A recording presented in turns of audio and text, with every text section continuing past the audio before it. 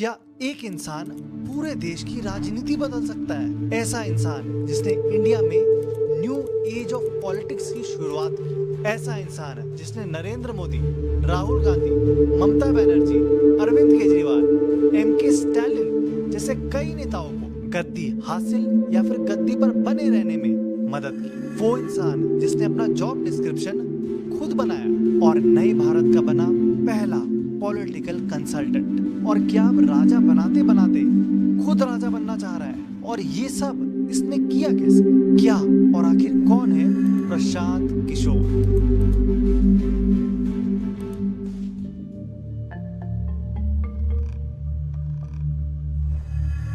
तो प्रशांत किशोर का जन्म सासाराम के कोनार गांव में हुआ। ये बिहार के रोहतास डिस्ट्रिक्ट में पड़ता है। इनके फादर एक फिजिशियन थे और माँ होम मेकर। ये अपनी स्कूली पढ़ाई पूरी करने के लिए बक्सर चले गए थे और इंजीनियरिंग करने हैदराबाद। अब इसके बाद ये यूनाइटेड नेशंस में जॉब करने लगे। अब इनकी ये नौकरी कैसे लगी उसका आंसर मुझे तो नहीं मिला। यूएन में इन्होंने एज पब्लिक हेल्थ एक्सपर्ट 8 साल तक काम किया, जिस दौरान इनकी पोस्टिंग अफ्रीका के कई देशों में हुई। अब ये अफ्रीका वाला एंगल इस कहानी में दोबारा आता है। इस यूएन के जॉब के दौरान वो economic prosperity and malnutrition in India यानी भारत की आर्थिक तरक्की और भुखमरी के ऊपर एक पेपर लिखते हैं और ये पेपर उनकी जिंदगी बदल देता है।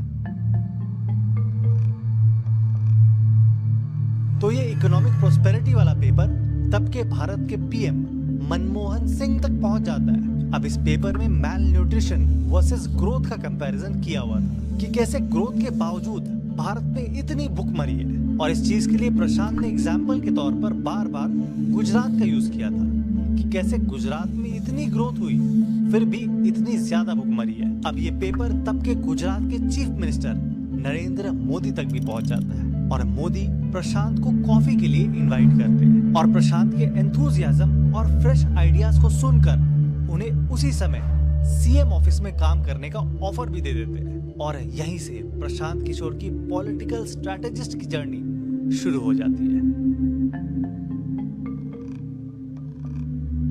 अब प्रशांत किशोर का गुजरात से कोई खास लेना देना नहीं था। उनकी माँ यूपी के बलिया से थी और फादर बिहार से।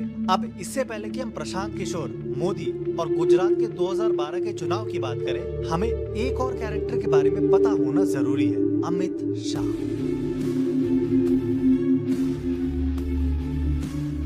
तो जब प्रशांत गुजरात गए तब अमित शाह कहाँ थे? शॉर्ट आंसर तो ये है कि वो तरीक पार थे। सोहराबुद्दीन शेख वाले मर्डर केस में 2010 में अमित शाह को बेल मिली थी, लेकिन उस बेल की एक शर्त थी कि वो गुजरात में रह ही नहीं सकते।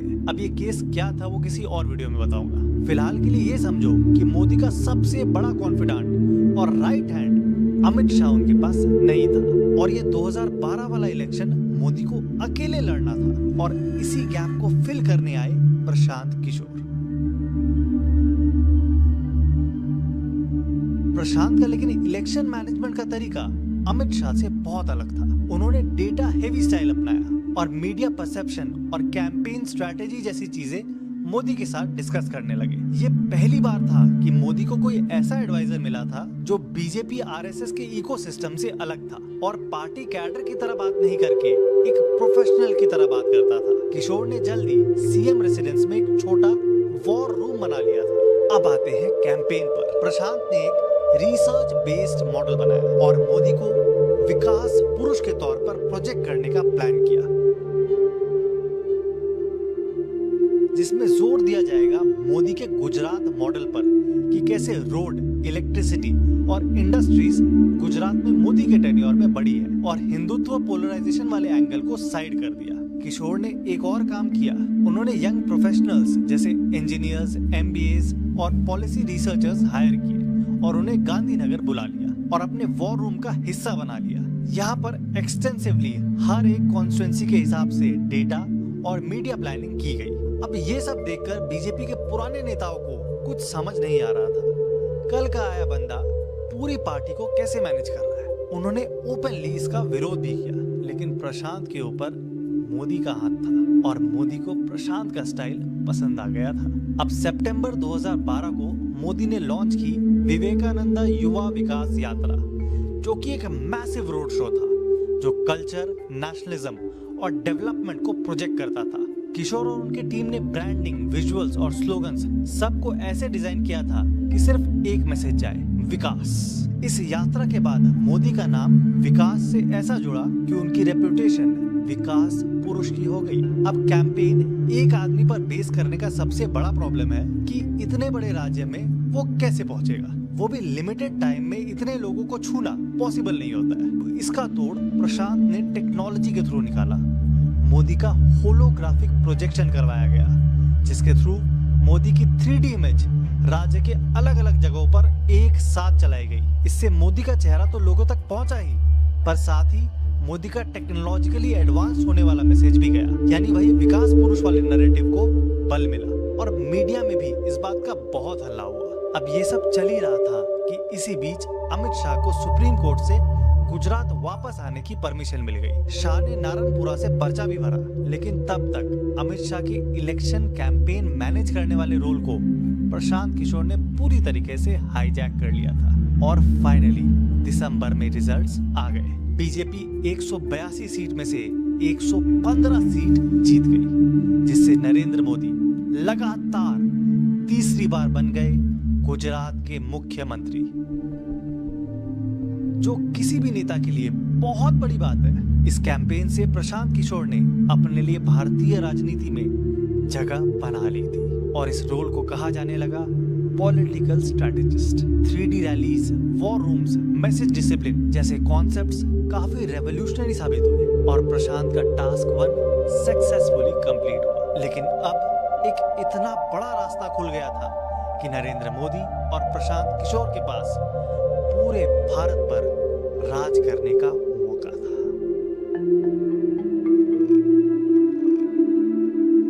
अब मोदी ने गुजरात चुनाव में तीसरी बार जीत दर्ज करते ही अपने आप को नेशनल लीडर के तौर पर प्रोजेक्ट करना शुरू कर दिया। और फाइनली जून 2013 की बीजेपी की एग्जीक्यूटिव कमेटी की मीटिंग में नरेंद्र मोदी को बीजेपी के 2014 चुनाव के कैंपेन का हेड बना दिया गया। गुजरात के मुख्यमंत्री श्री नरेंद्र मोदी को चुनाव अभियान समिति का चेयरमैन घोषित किया है। अब इस सब में प्रशांत किशोर ने गुजरात में मोदी के लिए जो काम किया था उसे फॉर्मली करने का प्लान बना लिया और बनाई CAG यानी सिटीजन्स फॉर अकाउंटेबल गवर्नेंस, जिसमें 700 से ज्यादा वॉलंटियर्स जोड़ लिए और IITs, IIMs, एम्स जैसे इंस्टीट्यूशंस में पढ़े लोगों को इसमें ज्वाइन करवाया और गांधीनगर और दिल्ली दोनों में वॉर रूम्स बना लिए। और देखते देखते दुनिया के सबसे बड़े इलेक्शन में देश की one of the biggest parties का कैंपेन मोदी और किशोर के हाथों में आ गया। और सितंबर 2023 में बीजेपी ने मोदी को ऑफिशियली PM कैंडिडेट के तौर पर प्रोजेक्ट कर दिया। संसदीय दल ने यह फैसला किया है कि श्री नरेंद्र मोदी को आगामी लोकसभा चुनाव के लिए प्राइम मिनिस्ट्रियल कैंडिडेट के रूप में प्रोजेक्ट किया जाए। अब प्रशांत किशोर की CAG भी नरेंद्र मोदी को नेशनल लीडर के तौर पर प्रोजेक्ट करने लगी। इस दौरान प्रशांत के पास मोदी का अनरेस्ट्रिक्टेड एक्सेस था, जिससे फिर से वही गुजरात वाली प्रॉब्लम, पुराने बीजेपी लीडर्स इनसिक्योर होने लगे। लेकिन प्रशांत का फ्री हैंड चलता रहा। सबसे पहला नेशनल कैंपेन जो प्रशांत के CAG ने लॉन्च किया वो था रन फॉर यूनिटी, जिसमें सरदार वल्लभ भाई पटेल की 138th बर्थ एनिवर्सरी को सेलिब्रेट करने के लिए देश भर में मैराथन जैसे इवेंट्स ऑर्गेनाइज किए गए। लेकिन इसका इनडायरेक्ट एम था सरदार वल्लभ भाई पटेल को मोदी से जोड़ना और मोदी को पटेल के सक्सेसर के तौर पर प्रोजेक्ट करना। इवेंट काफी सक्सेसफुल रहा। फिर दूसरा कैंपेन हुआ चाय पर चर्चा, जिसमें मोदी के चाय वाला होने यानी एक हम्बल बैकग्राउंड से आने को बहुत प्रमोट किया गया। साथ ही सैटेलाइट टेक्नोलॉजी और वीडियो कॉन्फ्रेंसिंग के थ्रू मोदी ने कई लोगों से चाय पीते पीते बातें की। ये इवेंट भी बढ़िया चला।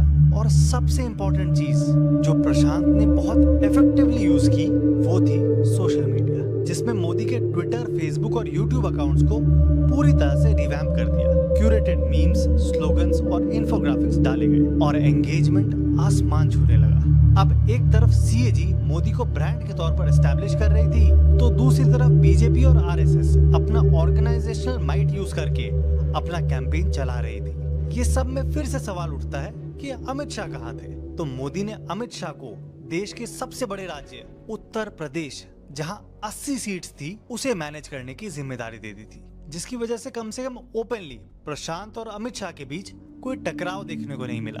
सीएजी के हिसाब से इस पूरे कैंपेन के 4 मेन पिलर्स थे: development, youth aspirations, anti corruption and strong leadership. अब प्रशांत ने एक और नैरेटिव बहुत अच्छे से मार्केट किया जब मणिशंकर अय्यर ने मोदी का मजाक उड़ाते हुए कहा था कि वो कांग्रेस मीटिंग में चाय बेचने के लायक। वायदा करता हूं कि इस 21वीं सदी में नरेंद्र मोदी कभी भी देश के प्रधानमंत्री नहीं बनेंगे। क्योंकि यहाँ आकर चाय का वितरण करना चाहते हैं तो हम उनके लिए कुछ जगह बना दें। तो इस बात को प्रशांत ने मोदी के हम्बल बैकग्राउंड से जोड़ दिया और उन्हें एक आम आदमी के तौर पर एस्टैब्लिश कर दिया, जिससे ये इंसल्ट मोदी के बहुत काम आई। और ऐसे ही करते करते मोदी के फियर्स कैंपेनिंग, जिसमें उन्होंने बेतहाशा रैलीज की, 16 मई 2014 को उसका रिजल्ट आ गया। बीजेपी ने अकेले अपने दम पर 282 सीट्स लाकर इतिहास बना दिया।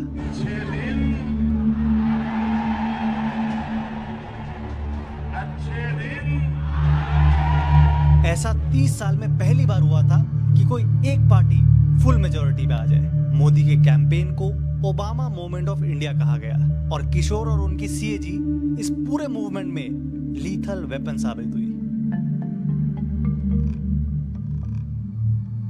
अब इतनी ऐतिहासिक जीत के बाद प्रशांत किशोर पीएमओ में एक फॉर्मल पोजीशन एक्सपेक्ट कर रहे थे, कोई कम्युनिकेशंस या फिर स्ट्रैटेजी का एडवाइजरी रोल।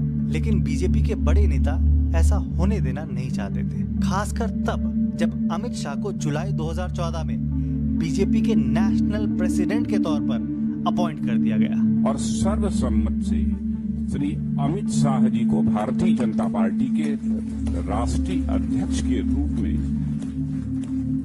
अपनी सहमति दी है। और धीरे धीरे ऐसे ही पीके की मोदी से दूरी बढ़ती चली गई, या कह सकते हो बढ़वाई गई। और नई पार्टी प्रेसिडेंट का पीके के प्रति भाव देखते हुए बाकी नेता भी इशारा समझ गए थे।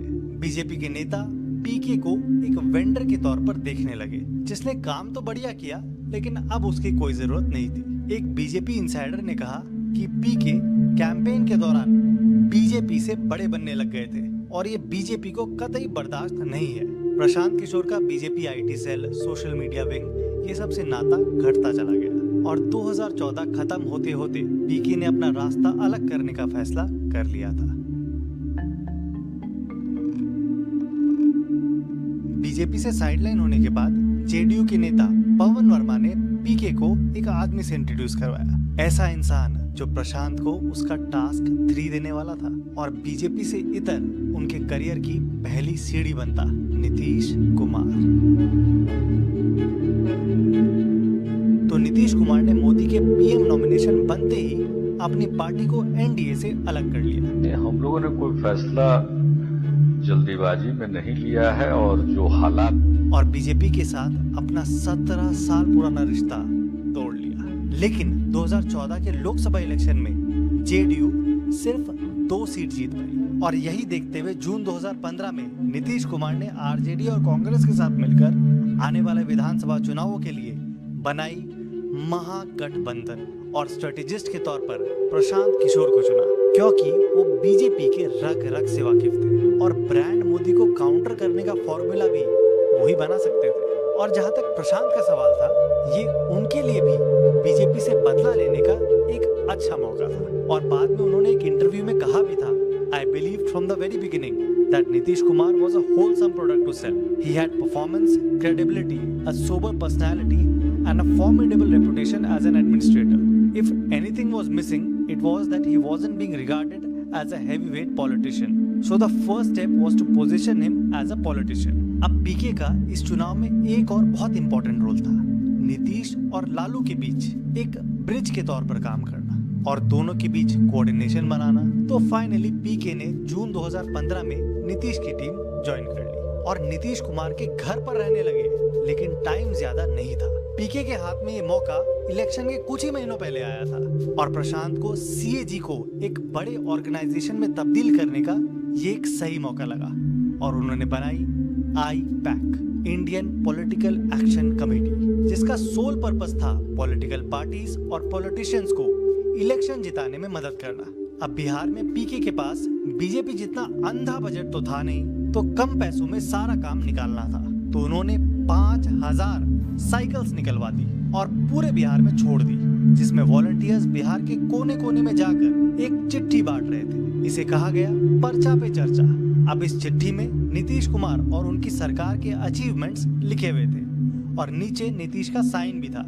इन लेटर्स के नीचे एक फोन नंबर भी था, जिसमें मिस कॉल देने पर एक कॉल बैक आता, जिसमें नीतीश कुमार की आवाज में एक मैसेज होता था, जिसमें वो वोटर्स को महागठबंधन को वोट करने की अपील करते हैं।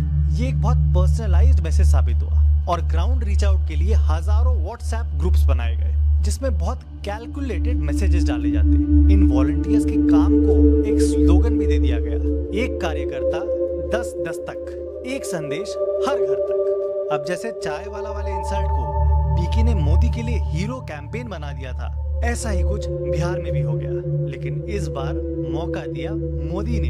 तो इस वीडियो को बनाने में हमने कई AI टूल्स का यूज किया है, जैसे इमेज जनरेशन और आर्टिकल्स और वीडियोस ढूंढने में। और अगर आप भी ये स्किल्स अपने करियर को इम्प्रूव करने में यूज करना चाहते हो, तो मैं आपको इनवाइट करता हूँ एक exclusive two day live AI training program में, जो हो रहा है इस वीकेंड सैटरडे और संडे सुबह 10 बजे से शाम 7 बजे तक। नॉर्मली इसकी कीमत 10,000 रुपए होती है, लेकिन आप इसे अटेंड कर सकते हो बिल्कुल फ्री में। और इसे ऑर्गेनाइज कर रहा है आउटस्किल, दुनिया का पहला AI फोकस्ड एजुकेशन प्लेटफॉर्म, जिसे सपोर्ट कर रहे हैं वर्ल्ड के टॉप AI फाउंडर्स और इन्वेस्टर्स। इस 16 घंटे के इंटरैक्टिव ट्रेनिंग में आप सीखोगे अपना पर्सनल AI टूल किट बनाना, 10+ ऐसे टूल्स के साथ जो ऑलरेडी इंडस्ट्रीज को बदल रहे हैं, प्रॉम्प्ट इंजीनियरिंग की मास्टरी, ताकि आप AI से वही काम करवा सको जो आप चाहते हो, डेटा एनालाइज करना और रेपिटेटिव टास्क को ऑटोमेट करना बिना एक भी लाइन कोड लिखे, प्रेजेंटेशन, इमेजेस और वीडियोस प्रोफेशनल क्वालिटी में बनाना, वो भी सिर्फ मिनट्स में, और अपने लिए AI एजेंट्स और टूल्स डेवलप करना जो आपको एक अलग एज देगा। सीट्स लेकिन लिमिटेड है, तो इस वीडियो के बाद डिस्क्रिप्शन में दिए लिंक पर क्लिक करके अपना सीट सिक्योर कर लेना। आपको एक व्हाट्सएप ग्रुप में भी ऐड किया जाएगा, जहां आपको बाकी की सारी इन्फॉर्मेशन मिल जाएगी। अब चलिए हमारी कहानी पर लौटते हैं। मोदी ने मुजफ्फरपुर की एक रैली में कहा कि नीतीश के DNA में कोई प्रॉब्लम है, DNA में कोई गड़बड़ है। वो NDA के साथ की गई गद्दारी के बारे में कुछ बोलना चाह रहे होंगे, लेकिन पीके ने इस बात को पकड़ लिया और मोदी के इस बयान को पूरे बिहार के लिए एक इंसल्ट बताया कि कैसे मोदी ने बिहारी DNA को खराब बताया और एक DNA कैंपेन चला दिया, जिसमें बिहार के लोगों के बाल और नाखून के सैंपल्स PM ऑफिस भेजे गए। इस इलेक्शन में एक स्लोगन भी बहुत चला, बिहार में बाहर है, नीतीश कुमार है। अब यही नीतीश की डेवलपमेंट वाली इमेज और लालू का जाति वाला बेस इतना खतरनाक कॉम्बिनेशन बना कि वही भाजपा जो कुछ ही महीनों पहले लोकसभा इलेक्शन में क्लीन स्वीप करके गई थी, वो बिहार सरकार से बाहर हो गई और महागठबंधन की 243 सीट्स में से 178 सीट्स आ गई। वहां दूसरी तरफ बीजेपी की सिर्फ 53। प्रशांत किशोर का कद आसमान पर पहुंच गया, क्योंकि ये हैट्रिक था। भारत के नेताओं को एक ऐसा इंसान मिल गया था जो उनके इलेक्शन जीतने का डिसाइडिंग फैक्टर बन सकता था। ये मॉडर्न इंडियन पॉलिटिक्स का एक बहुत बड़ा ब्रेक थ्रू था।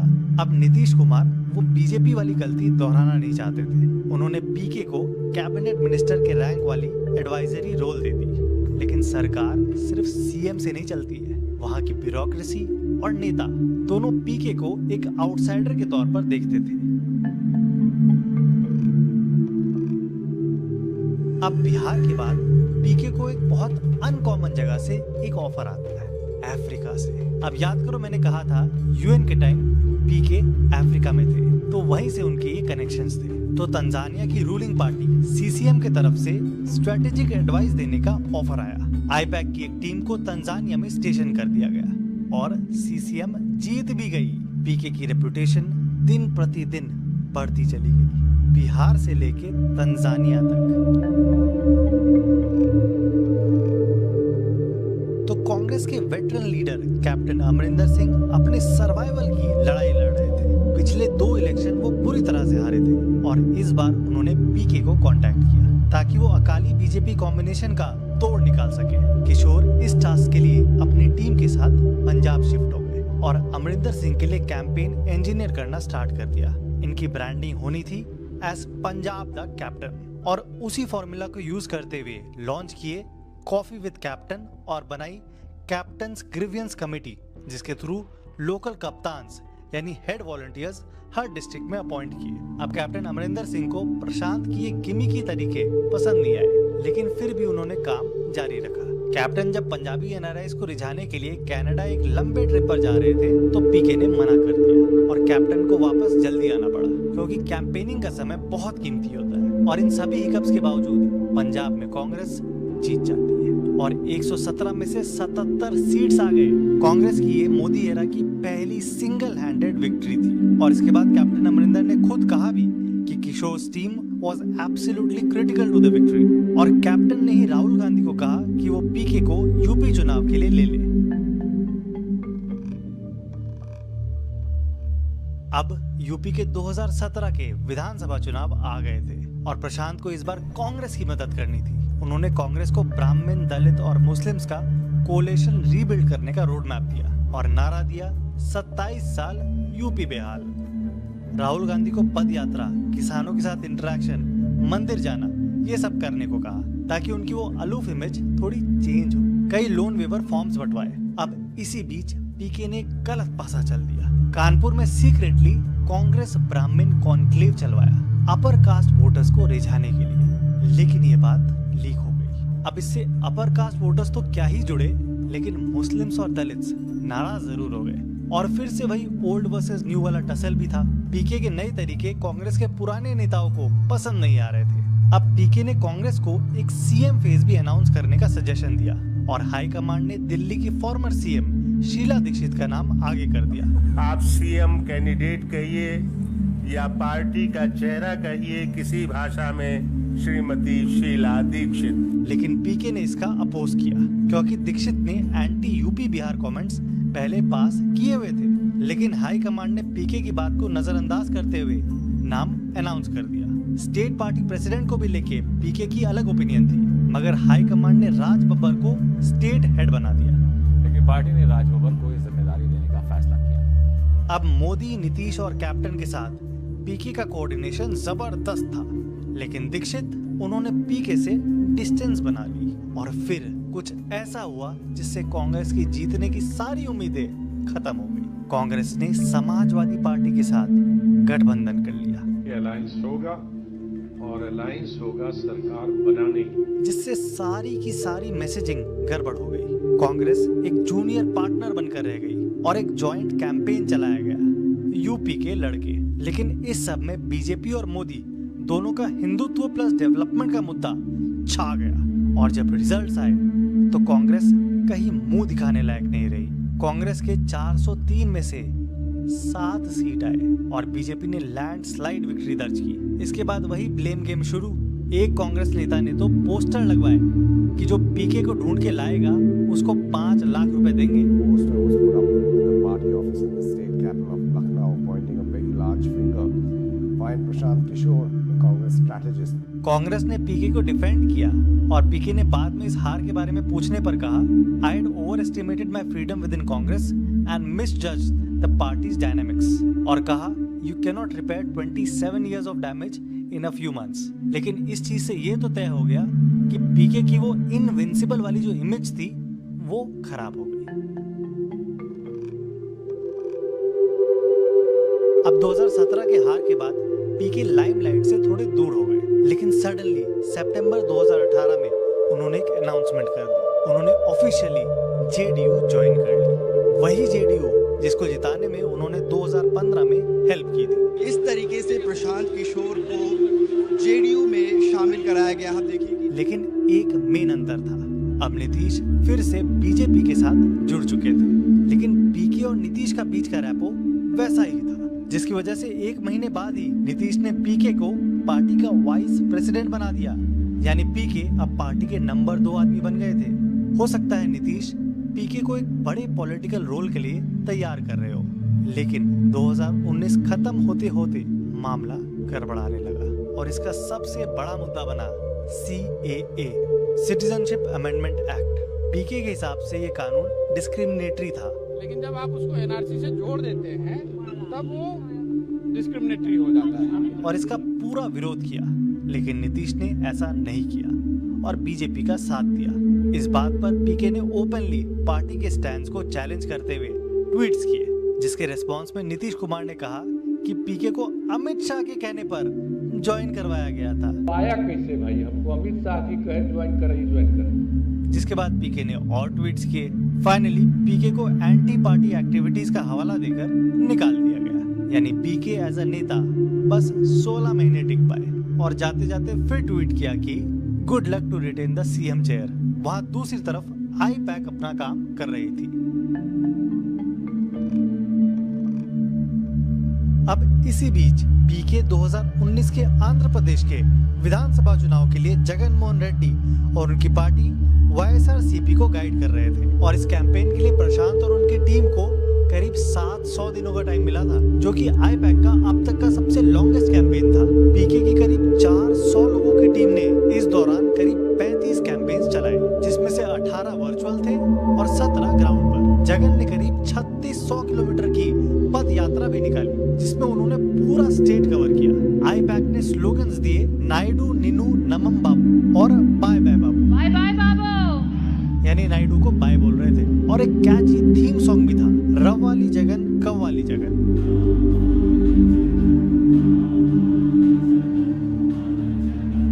जिसका मतलब था Jagan should come, we want Jagan, जो इतना वायरल हुआ कि उस पर 22 मिलियन व्यूज आ गए। और इस सब का नतीजा हुआ कि वाईएसआरसीपी ने क्लीन स्वीप करते हुए 175 में से 151 सीट्स जीत ली और तीनों की तीनों लोकसभा सीट्स भी। ये टास्क आईपैक का अब तक का सबसे सक्सेसफुल कैंपेन था। पीके ने अपने आप को एक नॉन हिंदी स्टेट में भी प्रूव कर दिया था।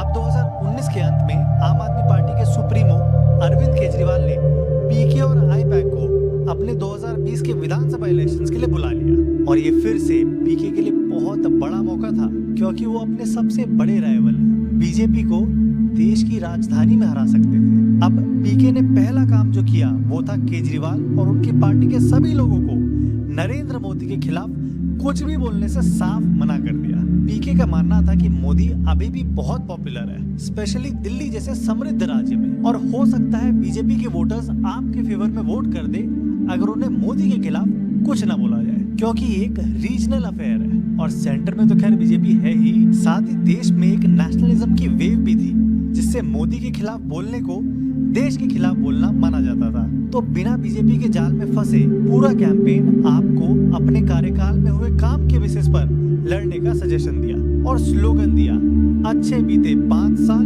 लगे रहो केजरीवाल।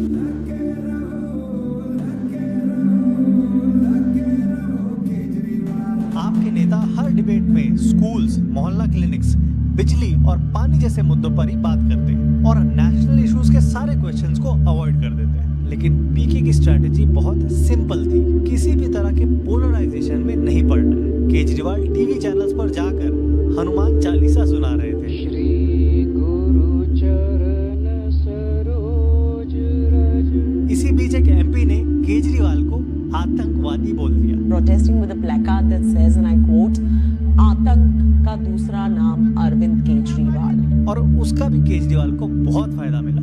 आज मैं ये निर्णय दिल्ली के लोगों के ऊपर छोड़ता हूँ कि वो मुझे बेटा मानते हैं, मुझे अपना भाई मानते हैं, कि वो मुझे आतंकवादी मानते हैं। और जब केंद्र सरकार ने राम मंदिर का ट्रस्ट अनाउंस किया तो उसके अगले दिन पीके ने एक के बाद एक हर चैनल में केजरीवाल की इंटरव्यूज लॉक करवा दिए, ताकि केजरीवाल का डेवलपमेंट वाला मुद्दा ही मेन बना रहे। और इस सब का शानदार फल मिला। आपने 70 में से 62 सीट्स जीतकर अपनी लार्ज विक्ट्री को रिपीट कर दिया। मैंने आजादी से लेके अब तक दिल्ली पॉलिटिक्स में जो जो हुआ है उसे एक वीडियो में कवर भी किया है, तो वो अगर देखना हो तो नीचे डिस्क्रिप्शन में मैं लिंक डाल दूंगा। अब प्रशांत किशोर को अपने स्ट्रेटेजिक सर्विसेज के लिए 2021 में ममता बनर्जी यानी दीदी ने बुलाया। सीपीएम का वर्चस्व खत्म होने के बाद दीदी की टीएमसी वेस्ट बंगाल पर एक छत्र राज कर रही थी, लेकिन मोदी एरा में बीजेपी एक फॉर्मिडेबल पावर बनती जा रही थी और ये इलेक्शन दीदी के लिए जीतना बहुत जरूरी था, क्योंकि दीदी 2 टर्म पावर में रह चुकी थी, तो उसके एंटी इनकम्बेंसी को काउंटर करना बहुत जरूरी था। साथ ही सेंटर में इतनी पावरफुल बीजेपी को बंगाल एक इम्पोर्टेंट किले की तरह नजर आ गया था और 2019 के लोकसभा चुनाव में 18 सीट्स अपनी खाते में डलवा ली थी, जो कि किसी भी सेंट्रल पार्टी के लिए बंगाल में पहली बार हो रहा था। पीके और उनकी टीम दीदी के साथ 2 साल काम करती है, जिसमें मोदी और शाह को काउंटर करने के लिए नारा दिया गया, बांग्ला निजेर चाय, बांग्ला निजेर चाय, मतलब बंगाल को अपने लोग चाहिए, बाहरी नहीं। एक आउटरीच प्रोग्राम बनाया गया जिसे कहा गया दीदी के बोलो, और ममता बनर्जी की इमेज को रिकैलिब्रेट करने की कोशिश की। लेकिन इस सब के बीच पीके की एक ऑडियो क्लिप वायरल हो गई, जिसमें वो ये कहते हैं, मोदी है पॉपुलर, यहाँ काफी पॉपुलर। अगर आप लीडर का हम लोग सर्वे कर रहे हैं तो मोदी और ममता इक्वली पॉपुलर। अब इस बात को बीजेपी खूब उछालती है, लेकिन पीके काउंटर करते हैं कि हिम्मत है तो पूरा क्लिप सुनाओ, क्योंकि आगे चल के मैंने कहा कि ममता बनर्जी जीतेंगी ही। और इंटरव्यूज में पीके खुलकर क्लेम करते हैं कि अगर बीजेपी ट्रिपल डिजिट्स में भी आ गई तो वो अपना सारा काम धंधा छोड़ देंगे। I cease to be that person if BJP is to cross 100. और फाइनली रिजल्ट्स आ गए और पीके की बात सच निकल गई। टीएमसी बड़ी जीत दर्ज करते हुए 213 सीट्स लाती है और बीजेपी 77 पर सिमट जाती है। अब जहां एक तरफ पीके दीदी की टीएमसी को मैनेज कर रहे थे, वहां दूसरी तरफ देश के सदर्न स्टेट तमिलनाडु में भी डीएमके को अपनी स्ट्रेटेजिक सर्विसेज दे रहे थे। आईपैक 2020 से ही डीएमके के साथ काम कर रही थी। डीएमके के लीडर्स इस बात से नाराज जरूर थे कि एक नॉर्थ इंडियन उन्हें गाइड कर रहा है, लेकिन पीके ने इसे ओवरकम किया बैक सीट लेकर और अपनी ऑर्गेनाइजेशन आईपैक को आगे कर दिया। और यहाँ भी पीके का ट्रैक रिकॉर्ड खराब नहीं हुआ। सत्ता में बैठी एआईएडीएमके हार गई और स्टालिन पहली बार राज्य के मुख्यमंत्री बने।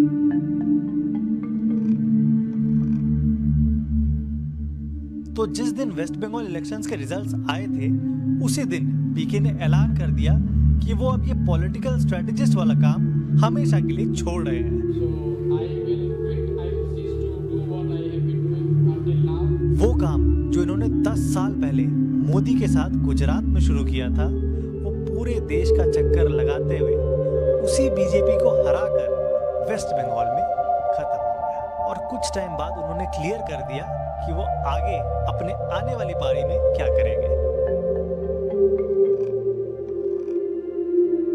तो पीके को सोनिया, प्रियंका और राहुल गांधी ने कांग्रेस पार्टी के रिवाइवल के लिए कांटेक्ट किया। पीके ने एक प्रेजेंटेशन भी दी, लेकिन प्रशांत की काफी शर्तें थी, जैसे वो सिर्फ सोनिया गांधी को रिपोर्ट करेंगे और उन्हें पार्टी में स्ट्रक्चरल चेंजेस के लिए फ्री हैंड दिया जाएगा। कांग्रेस ने इस सब के बजाय उन्हें पार्टी ही ज्वाइन करने का ऑफर दे दिया, लेकिन कांग्रेस इतनी ऑटोनॉमी देने के मूड में तो नहीं थी। पीके ने ये ऑफर मना कर दिया और इस बारे में ट्वीट करते हुए कहा, I declined the generous offer of Congress to join the party.